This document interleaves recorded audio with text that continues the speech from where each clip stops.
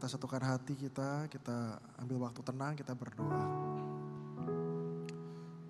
Tuhan, kami mengucap syukur Tuhan buat kasih setiamu, buat pengorbananmu di dalam kehidupan setiap kami ya Tuhan. Sehingga kalau hari ini kami boleh ada bersama-sama di tempat ini untuk memuji, menyembah Tuhan, mendengarkan firman Tuhan. Kami tahu itu semua berasal dari pengorbananmu ya Tuhan. Sehingga kami boleh merdeka dan menjadi milik-Mu. Karena itu Tuhan, kami juga berdoa dengan sungguh-sungguh supaya kami tidak menyia-nyiakan pengorbanan-Mu. Kau telah membawa kami ke suatu tempat yang indah. Kau telah membawa kami kepada kekekalan dan kami sedang berjalan menuju tempat tersebut ya Tuhan. Kami berdoa ya Tuhan supaya kami boleh menjaga hidup kami dengan baik. Kami berdoa ya Tuhan supaya kami mengerti dan mengingatkan pengorbanan-Mu. Dan apa yang kami kerjakan pada hari-hari ini, kami juga boleh menghasilkan suatu hal yang baik di dalam kehidupan kami, di dalam pergaulan kami, di dalam komunitas kami ya Tuhan. Ini setiap kami siap mendengar firman Tuhan dan kami rindu akan firman-Mu. Kami berdoa Roh Kudus yang menguasai hati setiap kami. Kami mengucap syukur di dalam nama Tuhan Yesus Kristus kami berdoa. Amin. Shalom Bapak Ibu, saudara-saudari sekalian. Ya, mengucap syukur hari ini setiap kita boleh memuji menyembah Tuhan ya dengan sukacita dan tanpa ada batasan apa-apa ya. Itu semua anugerah Tuhan. Dan terima kasih buat tim muda hari ini Minggu Pemuda. Dan mereka melayani dengan begitu semangat ya. Dan saya merasakan nuansa yang berbeda. Dan saya lihat jemaat Tuhan juga banyak yang mengangkat tangan. Merasakan hadirat Tuhan. Ya, terima kasih buat tim muda. Tuhan memberkati pelayanannya. Bapak Ibu saudara-saudari sekalian, hari ini saya akan share suatu tema. Ya, pergaulan buruk merusak kebiasaan yang baik. Jadi mungkin disesuaikan juga dengan Minggu Pemuda pada minggu ini. Ya, tapi saya yakin dan percaya bahwa tema ini juga menolong setiap kita. Ya, para jemaat umum juga dapat memahami lebih jauh ya mengenai pergaulan buruk yang merusak kebiasaan yang baik itu seperti apa. Nah, firman Tuhan akan saya bacakan dari 1 Korintus 15, 33, 34 dan juga dari Amsal serta terakhir dari Mazmur. Agak banyak ya, sebetulnya kita udah sempat membacanya tadi ya. Saya bacakan dari 1 Korintus 15 ayat 33 dan 34. Janganlah kamu sesat, pergaulan yang buruk merusakkan kebiasaan yang baik. Sadarlah kembali sebaik-baiknya dan jangan berbuat dosa lagi. Ada di antara kamu yang tidak mengenal Allah. Hal ini kukatakan supaya kamu merasa malu. Lalu dari Amsal 13 ayat 20. Siapa bergaul dengan orang bijak menjadi bijak. Tetapi siapa berteman dengan orang bebal menjadi malang. Lalu Amsal 22 ayat 24 dan 25. Jangan berteman dengan orang yang lekas gusar. Jangan bergaul dengan seorang pemarah. Supaya engkau jangan menjadi biasa dengan tingkah lakunya. Dan memasang jerat bagi dirimu sendiri. Satu lagi terakhir Mazmur 119 ayat 9. Dengan apakah seorang muda mempertahankan kelakuannya bersih? Dengan menjaganya sesuai dengan firman-Mu. Jadi ayat-ayat yang kita baca Bapak Ibu ini kasih tahu jangan sesat, jangan salah bergaul. Jangan bergaul dengan orang yang pemarah, jangan orang yang bebal, nanti kita jadi malang. Justru kita harus menjaga hidup kita sendiri. Nah, Bapak Ibu saya sebagai seorang konselor ya, selain saya sebagai hamba Tuhan di gereja, saya melayani sebagai seorang konselor begitu ya di pusat konseling di Kelapa Gading. Nah, beberapa waktu yang lalu itu saya kedatangan seorang klien begitu ya. Klien ini adalah seorang Kristen yang baik sebetulnya. Seorang Kristen yang baik dan pemuda. Ya, pemuda Kristen, dia baru pulang dari luar negeri. Terus dia cerita, Pak Michael saya itu tidak pernah aneh-aneh. Saya nurut sama orang tua saya kuliah di luar negeri juga baik. Saya lulus dengan nilai yang baik. Saya pulang ke Indonesia menikah dengan orang yang baik. Tapi hari ini saya ada di sini. Kenapa? Saya tanya, kenapa? Kok kamu bisa ke sini gitu ya. Dia bilang istri saya mau menceraikan saya. Kenapa istri kamu mau menceraikan kamu? Oh ternyata saya ini ketahuan Pak. Saya ketahuan saya itu banyak pijit plus-plus gitu ya. Dan saya terjebak di area itu, saya gak bisa keluar sampai istri saya tahu. Dan saat ini dia mau menceraikan saya. Saya tanya, jadi kamu sebenarnya kesini kapok atau tobat gitu ya. Kapok karena ketahuan istri kamu atau kamu sadar ada suatu hal yang salah gitu ya. Terus dia itu nangis. Dia bilang, wah saya tuh gak pernah kepikir saya akan melakukan ini, masuk ke area seperti itu. Nah singkat cerita, dia pulang dari luar negeri sebagai anak yang baik itu. Dia senang futsal, dia masuk ke grup futsal Bapak Ibu Saudara-saudari. Masuk ke grup futsal, mereka ngobrol di situ, ngomong, ternyata isinya bukan cuma futsal aja. Tapi berbagi knowledge, berbagi pengetahuan. Oh habis futsal tuh pijitnya di mana yang enak, pijitnya di mana yang enak. Dan ternyata bukan cuma pijit yang enak, ada pijit plus-plus. Plus-plus itu berarti berhubungan dengan seksualitas sebetulnya. Dan dia sebagai anak yang baik gitu ya, dia penasaran, pengen tahu. Sampai itu titik dia gak tahan, dia coba. Dia pergi dengan temannya, ternyata dia merasakan sesuatu hal yang belum pernah dia rasakan. Dia merasa, wah kok ternyata seperti ini ya. Dan akhirnya lama-kelamaan dia mulai pergi sendiri tanpa orang-orang tahu, bahkan lebih banyak daripada orang-orang yang ngomong di grup itu. Sampai akhirnya istrinya tahu. Nah baru dia datang, dia bilang saya tidak pernah sangka kok bisa seperti itu. Hanya dari bergaul dengan teman-teman futsal yang bicaranya kayak begitu. Akhirnya dia blok semua Instagram, dia blok WhatsApp-nya gitu ya. Dia gak kontak lagi dengan orang-orang ini gitu ya, supaya dia menjaga diri dia tidak terpengaruh. Nah itu adalah bentuk suatu pergaulan Bapak Ibu. Nah, kita gak sangka tuh orang yang sebaik itu, orang yang taat sama orang tuanya, Kristen yang baik, kok bisa ya ikut seperti itu. Itu adalah suatu pergaulan. Ya. Tapi di sisi lain saya juga menemukan ada orang ya yang datang gitu ya. Dan dia itu cerita sama saya ketemu orang ini sudah bertahun-tahun ya. Dan dia itu punya kebiasaan untuk mencoba bunuh diri. Kenapa? Karena ada penyakit mental ya, skizofrenia. Dan dia kalau udah gak tahan sama hidup itu dia pengen bunuh diri. Nah sebetulnya sekarang ini dia sudah jauh lebih baik. Situasi kondisi jauh lebih baik dan dia sudah masuk ke usia pemuda. Tapi dia merasa amat sangat kesulitan untuk membangun hubungan, membangun relasi dengan orang-orang seusianya. Ya, dia merasa tidak punya pergaulan sama sekali. Ya, usia pemuda itu usia di mana sebetulnya kita itu mulai membangun kedekatan. Ya, dengan kalau remaja itu dengan peer-nya, dengan teman-teman banyak gitu ya. Pemuda itu mulai intim dengan 1-2 orang gitu, bahkan nanti berpacaran. Nah, dia tuh tidak punya kemampuan tersebut, dia tidak bisa merasakan hal tersebut, sehingga dia terisolasi dengan dunia yang dia inginkan dan harapkan. Dan saya menemukan ternyata orang gak punya pergaulan juga susah. Ya orang salah bergaul, pergaulannya buruk, itu akan merusak orang itu dan memberikan masalah di kemudian hari. Tapi orang yang gak punya pergaulan itu juga depresi. Jadi sebetulnya kita harus bergaul, memang harus bergaul. Dan sebagai makhluk sosial memang kita membutuhkan pergaulan itu gitu ya. Tapi pertanyaannya pergaulannya seperti apa sebetulnya? Ya. Nah pergaulan itu apa sih? Pergaulan itu bahasa Indonesia kan bergaul. Bahasa dasar itu gaul gitu ya. Yang artinya itu mixing, commingle, interact jadi satu. Jadi ibaratnya Bapak Ibu kalau punya mixer, lalu di dalamnya dimasukin melon, dimasukin pisang misalnya, dimasukin stroberi, lalu di mix. Nah itu pergaulan tuh kayak begitu, berinteraksi jadi satu, bercampur jadi satu, sehingga identitas kita seolah-olah itu melebur dan menjadi satu dengan yang lainnya membentuk suasana yang baru. Makanya ada orang ya eksperimen, ada 10 orang, lalu satu orang bilang dari A sama B mana yang lebih panjang, A atau B? Jawabannya A sebetulnya, dia bilang oh ya A. Terus 9 orang lain, oh B, 9-9-nya bilang B. Nah yang satu orang ini yang udah ngelihat A paling panjang, dia mulai ragu. Aku lihatnya A yang panjang, tapi 9 orang bilang B. Terus tanya sekali lagi, jadi menurut kamu yang lebih panjang A atau B? Jawabannya apa kira-kira? B. Iya, B lebih panjang.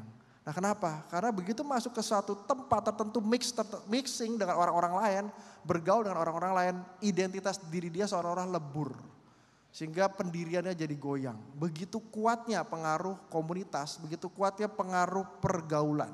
Ya ada interaksi, ada socializing di situ. Interaction and socializing. Interaksi itu memberi pengaruh satu sama lain. Tapi socializing itu mengubah norma, kebiasaan, ideologi sehingga bisa masuk ke dalam komunitas yang sama. Gitu ya. Orang sekolah teologi tempat A, tempat B, tempat C, begitu masuk dia sebelumnya punya pemahaman tertentu, begitu keluar pemahamannya sama. Kenapa? Karena di situ ada interaksi, ada socializing. Ya, sama dalam pergaulan itu seperti itu. Makanya di dalam sejarah Alkitab pun Bapak Ibu, kita banyak menemukan dampak-dampak dari pergaulan. Ya, Paulus itu pernah tegur Demas dengan kencang gitu ya. Dia bilang Demas itu meninggalkan pelayanan dan jatuh cinta dengan dunia. 2 Timotius 4 ayat 10. Ya kenapa gitu ya? Karena 2 Timotius 4 ayat 10, Demas mencintai dunia meninggalkan aku. Paulus bilang dia berangkat ke Tesalonika, Kreskes telah pergi ke Galatia dan Titus ke Dalmatia. Nah, Tesalonika itu kota bisnis, ya, kota perdagangan, kota bisnis. Dan Demas itu banyak sekali bergaul dengan orang-orang bisnis. Sampai tanpa dia sadari dia sendiri merasa takut menderita gitu ya. Lalu dia pergi ke Tesalonika untuk dagang, untuk bisnis. Akhirnya dia fokus di situ. Nah begitu dia berkumpul dengan orang-orang ini itu dia melupakan panggilannya dan Paulus marah. Dia bilang Demas bergaul sama orang-orang dunia, bergaul dengan orang-orang pedagang, pebisnis, akhirnya dia meninggalkan pelayanannya, meninggalkan aku. Itu dari pergaulan. Orang-orang yang melayani Tuhan, dia bisa tinggalkan. Gehazi itu bujangnya Elisa, yang udah ikut Elisa begitu lama. Itu Elisa itu nabi pengganti Elia yang dapat 2/3 bagian kuasa atau urapan yang Elia punya. Gitu ya. Dan Gehazi itu ngeliat apa yang Elisa lakukan. Nah suatu saat Naaman datang, ya lalu sakit kusta minta didoakan disembuhkan oleh Elisa. Nah setelah selesai, Naaman tuh mau kasih uang, tapi Elisa nolak, tidak. Nah Gehazi itu berpikir, waduh tuanku nih terlalu baik nih ya, harusnya minta aja. Maka 2 Raja-Raja 5 ayat 23, Naaman datang, dia datang ke Naaman. Akhirnya iya tuanku suruh, Elisa suruh untuk ngambil uang. Dan Naaman bilang silakan ambillah 2 talenta, lalu kasih 2 talenta perak, kasih 2 pundi-pundi, kasih 2 potong pakaian, lalu dibawa ke depan Gehazi. Dan Elisa marah sekali sampai Gehazi juga tangannya terkena kusta. Kenapa bisa begitu? Karena dari zaman dulu itu juga banyak nabi-nabi yang kaya. Dan Gehazi melihat gerombolan nabi yang kaya. Ada keinginan untuk dia juga menjadi kaya. Dan dia bergaul dengan para nabi-nabi gitu dan juga bujang-bujangnya.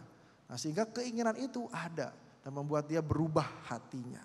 Ya, lalu orang-orang Yahudi, ini di Alkitab semua Bapak Ibu, orang-orang Yahudi gitu ya, yang harusnya pada saat dia datang ke bait Allah, dia bawa dari rumah persembahan, korban bakaran, dia gak mau datang. Dia gak mau bawa, dia datang aja. Dia datang bawa uang, nanti ada meja penukar uang, dia bisa beli tekukur di situ, dia bisa beli merpati di situ, dia bisa beli domba, kambing di situ, dia bisa beli sapi di situ lalu tukerin. Nah Tuhan itu marah sekali ngelihat bait Allah seperti itu gitu ya. Dia usir semua orang, dia balikin meja penukar uang dan bangku-bangku pedagang merpati dia balikin. Kenapa orang Yahudi yang kenal hukum Musa begitu kuat bisa seperti itu? Karena mereka bergaul dengan orang-orang yang praktis. Mereka bergaul dengan orang-orang yang modelnya gampang aja, maunya gampang aja. Sehingga mereka melupakan esensi ibadah. Itu bentuk pergaulan. Dari zaman dulu gitu ya, sampai zaman sekarang kita itu dipengaruhi. Petrus yang banyak bergaul dengan orang Yahudi. Lalu sama Paulus dikenalkan dengan orang-orang Yunani. Dia duduk sama-sama orang-orang tak bersunat. Dan dia mulai menerima hatinya. Mulai menerima, dibuka hatinya. Tapi begitu kelompok orang Yahudi datang, dia berdiri dan menjauh. Ya. Sehingga Paulus itu menegur Petrus ya, Galatia 2 ayat 11-14 gitu ya. Dia tegur bahwa Petrus itu yang lebih senior itu bermuka 2.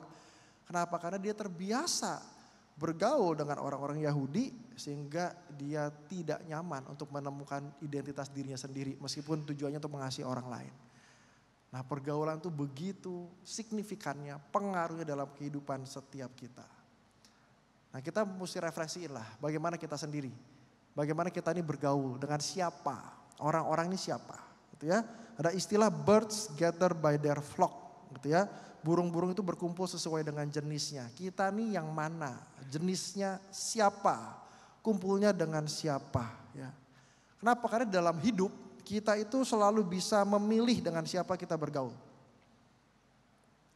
Kalau misalnya nih ya ibu-ibu di tempat ini memilih bergaul dengan ibu-ibu sosialita, yang arisannya adalah, oh ntar yang menang nanti tidur sama Ariel, tidur sama artis ini gitu ya. Maka meskipun kita ibu-ibu yang saleh ke gereja, menjaga diri gitu ya, tapi kalau kita terus-menerus di lingkungan seperti itu gitu ya, maka kita akan terjebak kepada fenomena yang sama. Kita terbiasa, rasanya nggak aneh. Padahal kita ke gereja. Ya, atau kita bapak-bapak ya yang hobinya pagi itu sepedaan gitu ya, nongkrong, makan bakmi, makan bubur gitu ya. Itu nggak salah ya. Sepedaan lalu makan bubur itu nggak salah gitu, cuma nggak efek aja gitu ya, tapi nggak salah, itu baik gitu ya.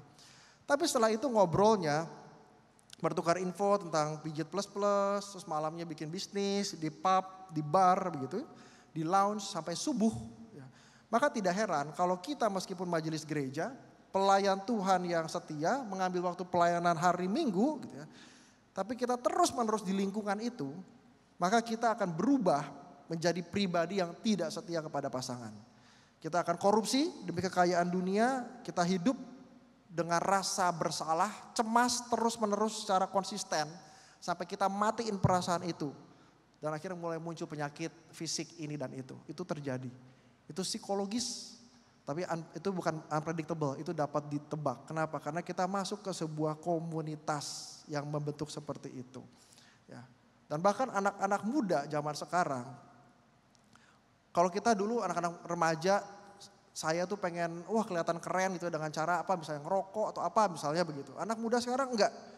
Anak muda sekarang itu justru pengen punya pandangan yang berbeda. Mereka terima pandangan LGBT, mereka terima pandangan feminisme gitu. Mereka ingin berbeda dan dirasa keren. Pengen unik, lalu memiliki suara ikut-ikutan dengan worldview sekuler.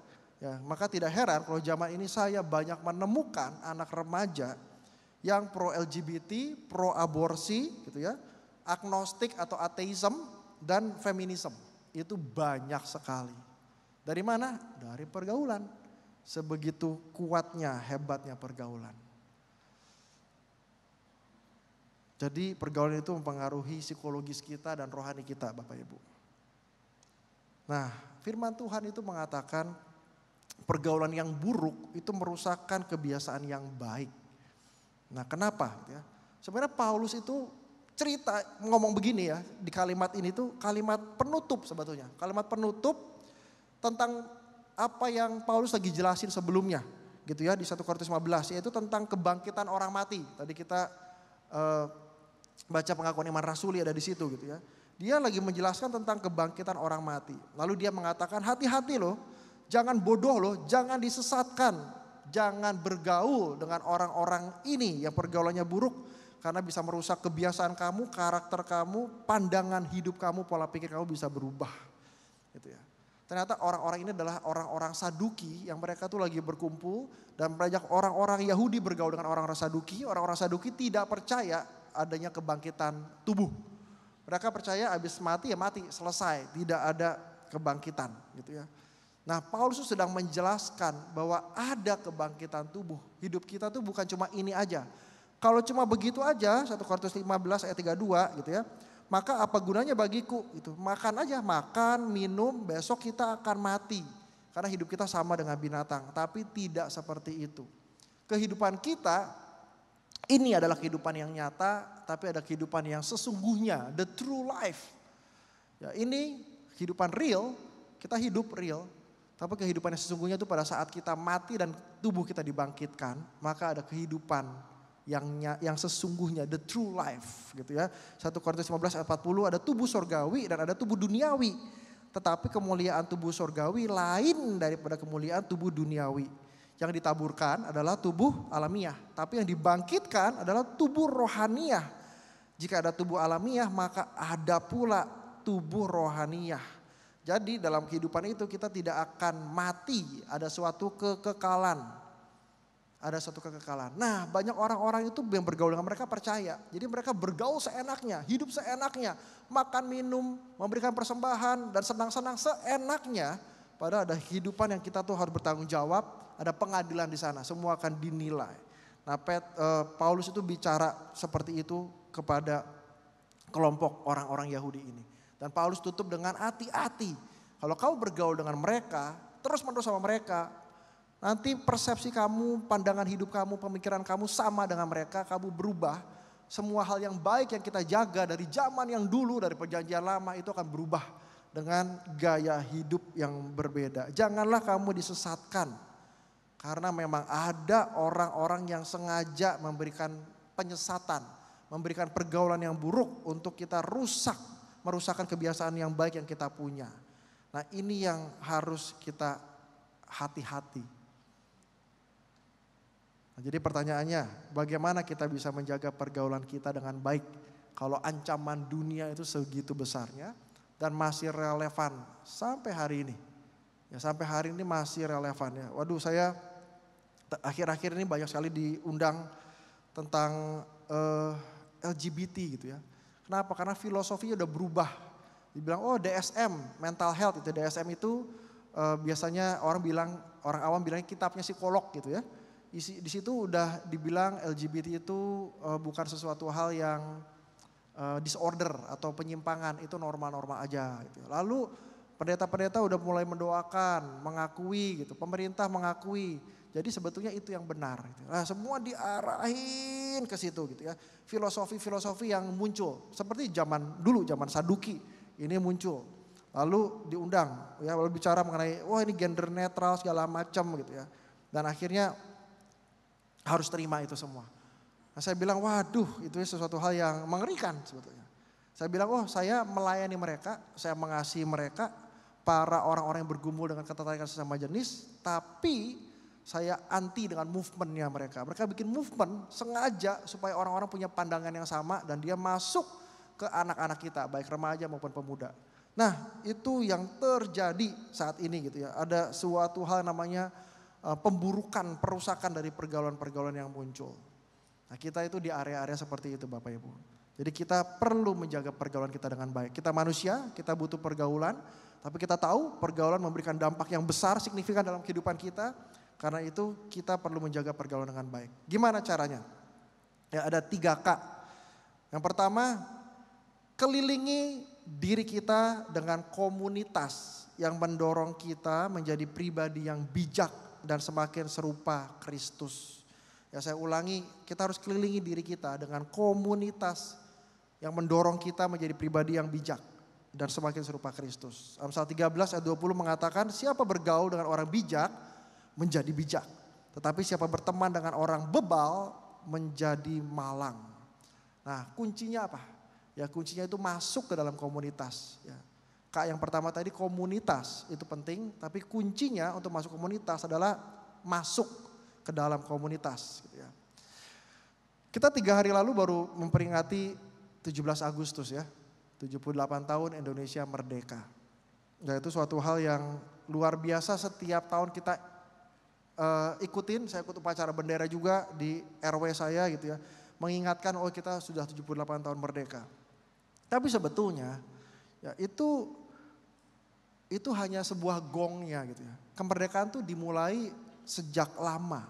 Ada komunitas pemuda yang mereka tuh kumpul, punya tekad yang kuat sehingga mereka itu menculik Soekarno dan Hatta ke Rengas Dengklok supaya bikin teks proklamasi dan memproklamasikan kemerdekaan. Kalau tidak ada komunitas pemuda ini gitu ya, mungkin mereka ini ya belum berani gitu memproklamasikan di 17 Agustus itu. Tapi diculik gitu ya. Nah, tapi komunitas ini itu berawal dari komunitas-komunitas sebelumnya.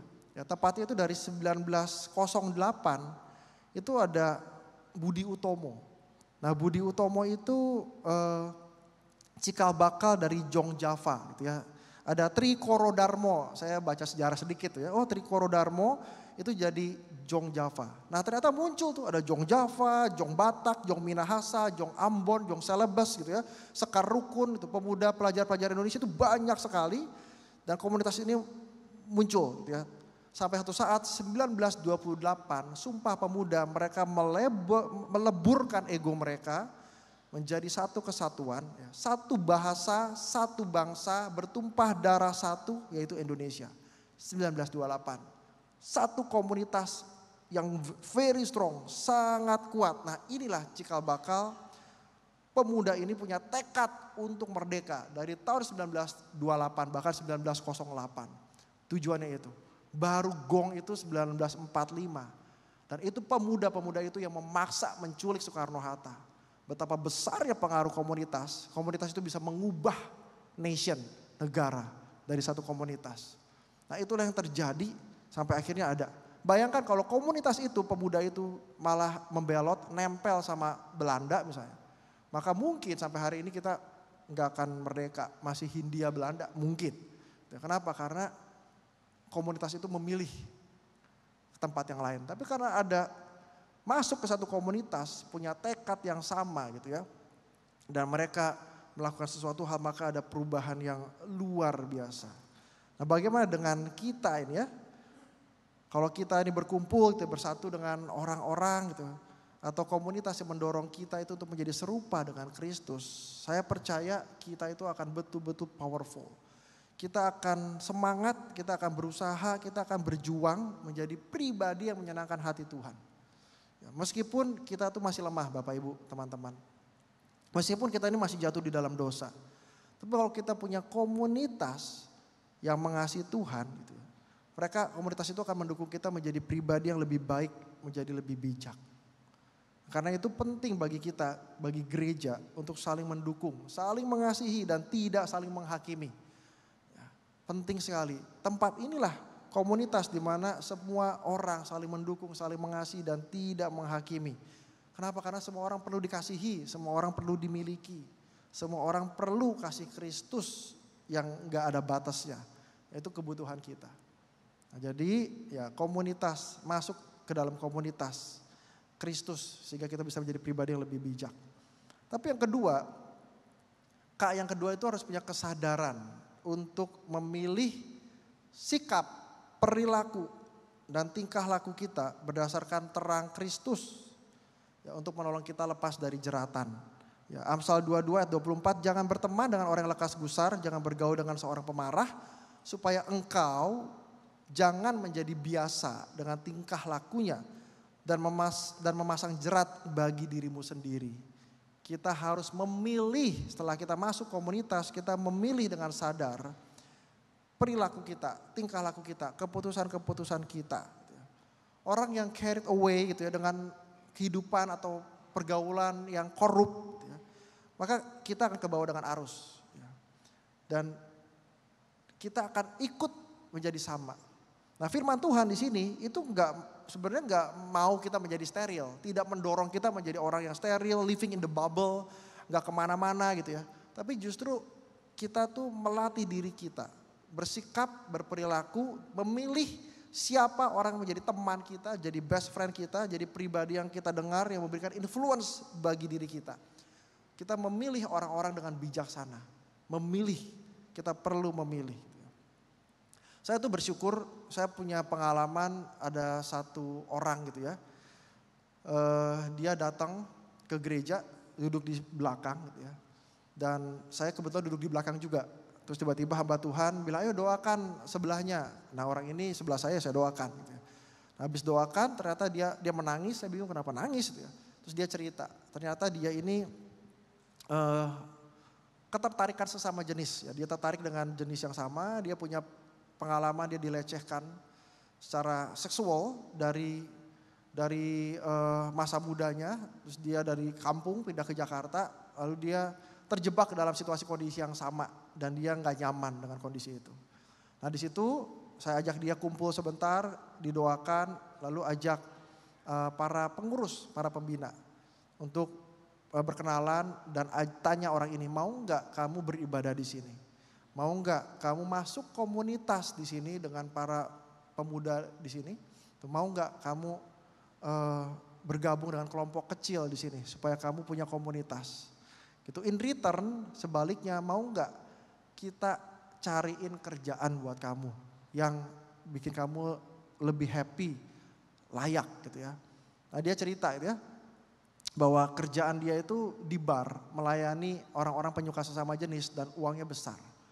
Tapi dia memilih hari itu untuk mau bersama-sama dengan komunitas di gereja, dengan orang-orang yang terbuka mengasihi dia gitu ya. Lalu ada pengusaha Kristen, saya tanya, Om mau gak terima dia hire, pengalaman hidupnya kayak begini. Mau, dikasih tempat tinggal, dikasih mes, dikasih gaji, dan dia memilih Meskipun cari uang di tempat lain lebih mudah, dia memilih. Dan saya bersyukur sekali dalam kehidupannya gitu ya. Dia bisa mengubah pengalaman-pengalaman hidup yang traumatik gitu ya. Pengalaman dilecehkan, bahkan menjadi pribadi yang berbeda, yang bukan seperti yang dia mau gitu ya. Dia menjadi orang yang masuk ke dalam komunitas yang baik, yaitu di gereja. Nah sekarang ini dia menikah, dia punya anak. Wah saya ngelihat itu luar biasa. Kenapa? Karena dia memilih dengan sadar area-area mana, pikiran-pikiran dia, perasaan dia, keputusan dia, sikapnya. Sehingga dia menjadi pribadi yang mengenal Kristus. Nah, saya ngelihat, wah ternyata memang kesadaran untuk memilih itu penting. Ya, jadi yang tadi pertama itu komunitas, kuncinya adalah masuk ke dalam komunitas. Yang kedua adalah kesadaran gitu ya. Untuk kuncinya adalah memilih dengan sadar mengubah perilaku, menentukan sikap dan tingkah laku yang tepat berdasarkan terang Kristus. Tapi yang ketiga ya, adalah yang ketiga membangun keintiman dengan firman Tuhan. Ya, keintiman dengan firman Tuhan itu menolong hidup kita terus dipimpin di dalam firman Tuhan. Ya, Mazmur 119 ayat 9, dengan apakah seorang muda mempertahankan kelakuannya bersih dengan menjaganya sesuai dengan firman-Mu. Ya, kuncinya adalah menjaga. Ya, masuk komunitas, ya, lalu memilih dengan kesadaran apa yang mau kita lakukan dan menjaga keintiman dengan firman Tuhan. Ya, membangun relasi dan komunitas yang mencintai firman Tuhan justru menolong kita hidup bersih di hadapan Tuhan. Bapak Ibu, saya nggak tahu Bapak Ibu pernah mendengar cerita tentang Nicky Cruz atau belum, ya, tapi ini di zaman saya dulu saya pernah lihat videonya, saya baca ceritanya, itu pengalaman yang cerita yang luar biasa ya tentang Nicky Cruz. Nicky Cruz ini dia dikenal sebagai pemimpin geng terjahat di New York pada zaman itu gitu ya. Dia punya quote begini, kutipan yang dia ngomong, Anda bisa mendapatkan kepuasan dengan seks, Anda bisa mendapatkan kepuasan dengan alkohol, Anda bisa mendapatkan kepuasan dengan semua jenis obat. Saya mendapatkan kepuasan dengan kebencian dan kekerasan. Ya, jadi Nicky Cruz ini terkenal amat sangat jahat di jalanan gitu ya. Dan kalau orang ketemu orang akan lari, orang akan sembunyi gitu ya. Karena dia pemimpin geng Mau namanya di New York. Ya, dan Nicky itu dianggap sebagai binatang. Dan Nicky sendiri bilang New York itu adalah hutan rimba. Jadi berperilakulah seperti binatang. Nah, kalau binatang dia tidak bisa membedakan antara benar dan salah. Binatang harus membunuh binatang lain untuk bertahan hidup. Itu prinsip hidupnya Nicky Cruz. Jadi kalau dia sakit gitu ya, dia mendapatkan kekerasan, itu bukan sesuatu hal yang baru. Dia biasa dengan kekejaman dan kekerasan. Kenapa? Karena Nicky itu dibesarkan di sebuah kawasan terburuk di San Juan, di Puerto Rico. Itu kawasan terburuk gitu ya. Dan orang tuanya adalah dukun yang mempraktikkan ilmu sihir. Dan dari kecil dia mengalami penderitaan karena orang tuanya itu amat sangat brutal menyiksanya. Ya, papanya itu bisa telanjangi Nicky, lalu dimasuk ke dalam kandang burung gitu ya. Dan itu sering sekali dilakukan. Dan burung-burung jadi takut, jadi panik, lalu akhirnya cakar-cakar tubuhnya Nicky sehingga tubuhnya itu penuh dengan cakaran, luka dan berdarah. Ibunya Nicky sering sekali memukuli Nicky sampai tidak sadar berulang-ulang kali. Dan dia katakan jujur jika diambil pisau lalu ditusuk ke dalam tubuhnya dia tidak akan merasakannya lagi. Kenapa? Karena saking sering ibunya pukul dia pingsan dan berkali-kali. Ya, lalu kedua orang tua itu memanggil Nicky itu anak setan. Dan Nicky bilang ini bukan hanya karena mereka itu kejam, mereka itu kerasukan. Jadi pemanggilan arwah, ritual setan, gitu, pengorbanan hewan, itu semua bagian yang normal dari kehidupan orang tuanya di Puerto Rico. Dan pada saat dia melihat ibunya dirasuk, iblis berkali-kali, itu ibunya bisa makan segalanya pada saat di bawah pengaruh setan. Ayahnya pun seperti itu, jadi pengorbanan hewan dia bisa makan, darahnya, binatang masih hidup dimakan, baunya begitu menjijikkan, itu dilakukan. Dan itu amat sangat menakutkan. Dan Nicky sering sekali ngelihat seperti itu. Jadi waktu dia muncul di jalan-jalan kota New York, Dia menjadi pribadi yang begitu keras, begitu kosong, dan begitu penuh kebencian. Dia gabung di geng gitu ya. Karena dia jadi warlord, karena dia ingin hidupnya makin brutal. Dia bilang, saya ingin lakukan kepada orang lain apa yang ibu saya lakukan untuk saya. Jadi waktu dia menyakiti beberapa orang, dia merasa puas, dia merasa baik. Itu yang dia lakukan. Tapi suatu saat dia diam di apartemennya dia, terus tiba-tiba ada kegelisahan yang besar. Dia muncul, dia gelisah. Karena dia tahu orang-orang seusia dia 19 tahun dan orang-orang usia 20-an itu akan mati. Jadi dia berpikir bahwa dia udah 19 tahun, 1 tahun lagi dia akan mati. Nah itu mulai gelisah gitu ya. Dan di situ ada 2 orang yang kenal Niki. Yang satu psikolog, yang satu pendeta. Nah, psikolog ini bilang sama Niki sekitar 5 kali, dia katakan ada sisi gelap dalam hidup Niki yang tidak dapat ditembus. Jadi Niki itu akan langsung berjalan ke penjara, lalu ke kursi listrik dan neraka. Tidak ada harapan buat Niki. Tapi ada satu orang pendeta namanya David Wilkerson, dan dia mempertaruhkan nyawanya. Dia bilang sama Niki bahwa sebetulnya ada harapan untuk Niki. Yang satu bilang gak ada harapan, David Wilkerson bilang ada harapan untuk Niki. Dan begitu Niki dengar ada harapan, Niki begitu marah. Dia kutuki pendeta ini, dia ludahin wajahnya, dia pukul dan dia bilang saya tidak percaya pada apa yang Anda katakan dan Anda harus keluar dari tempat ini. Disakiti gitu ya. Dan Niki mengancam bahwa dia akan membunuh, memotong bagian-bagian daging-dagingnya pendeta Wilkerson dan lalu membuangnya ke jalanan. Nah di situ David Wilkerson bilang, kamu bisa memotong saya menjadi 1000 bagian dan meletakkannya di jalan dan setiap bagian itu akan tetap mengasihimu. Nah di situ Niki itu kaget, ada orang bicara seperti itu untuk pertama kali dalam hidupnya. Dan dia bilang itu merusak diri saya, merusak otak saya, merusak hati saya. Karena dia tidak pernah dengar seperti itu. Nah selama 2 minggu dia tidak bisa berpikir, dia tidak bisa tidur dan terus berpikir apa betul ada orang mengasihi sampai seperti itu. Lalu dia gak tahan, dia dan gengnya dia bawa ke gereja pada saat hari Minggu seperti ini. David Wilkerson khotbah, dia datang ke gereja, dia sengaja untuk merusak, menghancurkan gereja itu.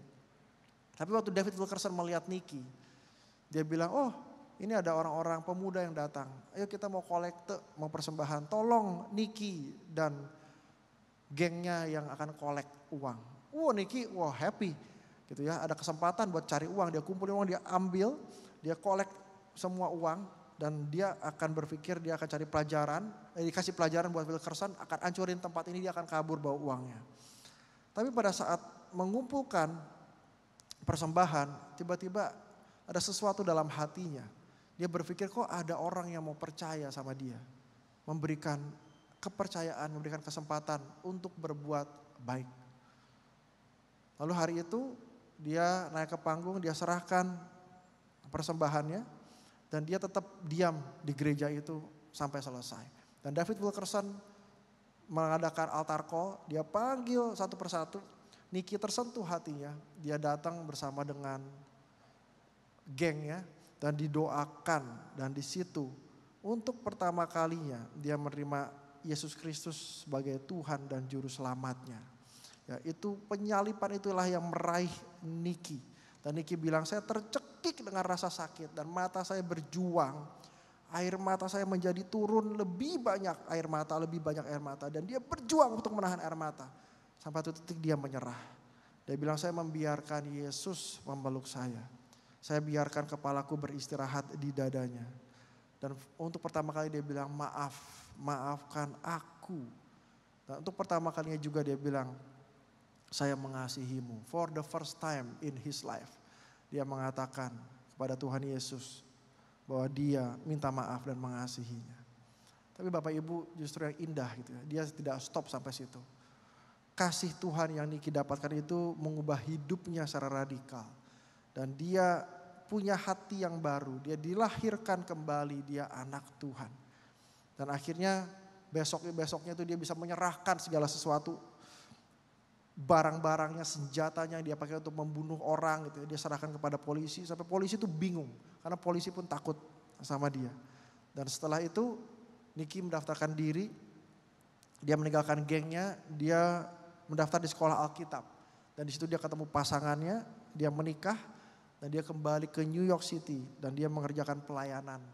Namanya Teens Challenge, tantangan remaja, dan membuat Nicky Cruz Ministry, dan di situ dia terus melayani jiwa-jiwa, melayani anak-anak muda sebagai penginjil dan pemimpin di Nicky Cruz. Sampai hari ini masih hidup.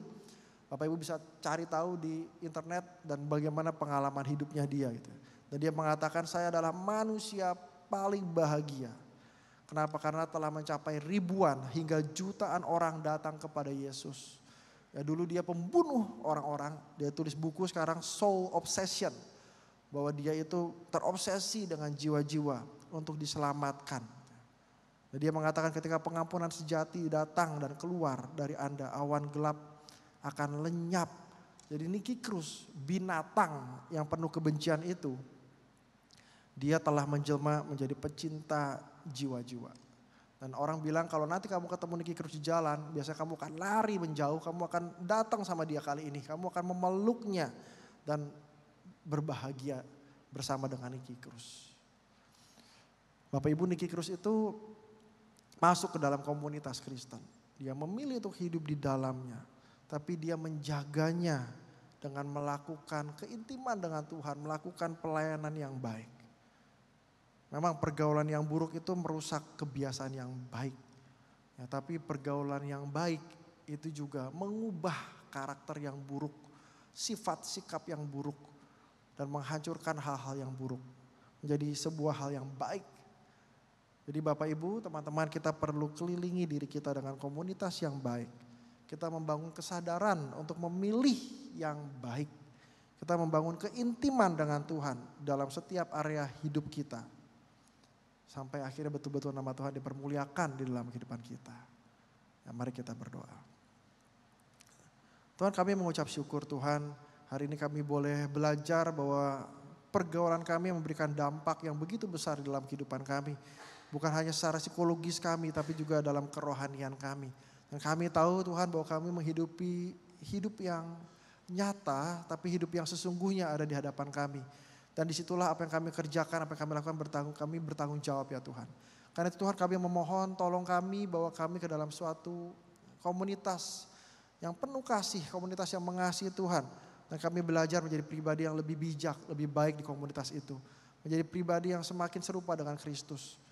Tuhan, kami juga berdoa Tuhan supaya kami dalam kehidupan kami boleh memilih pergaulan dan komunitas seperti apa. Memilih bagaimana kami bersikap, berperilaku. Dan bagaimana tindakan kami itu boleh didasarkan oleh terang kasih Kristus. Kami juga berdoa ya Tuhan, bahwa kami boleh menjaga pergaulan kami dengan keintiman dengan Tuhan. Sehingga kami boleh semakin serupa dengan Kristus. Kami boleh menjaga perilaku kami tetap baik, tetap bersih di dalam terang firman Tuhan. Tuhan berkati setiap kami, berkati anak-anak muda di tempat ini, berkati setiap kami yang bergumul di dalam keseharian kami, dalam pergumulan kami. Kami berdoa ya Tuhan, di dalam pergaulan kami boleh menyenangkan hati Tuhan. Berkati komunitas di gereja ini, supaya komunitas gereja ini boleh menolong setiap jemaat berakar, bertumbuh dan berbuah. Memuliakan nama Tuhan. Kami mengucap syukur. Di dalam nama Tuhan Yesus Kristus kami berdoa. Amin.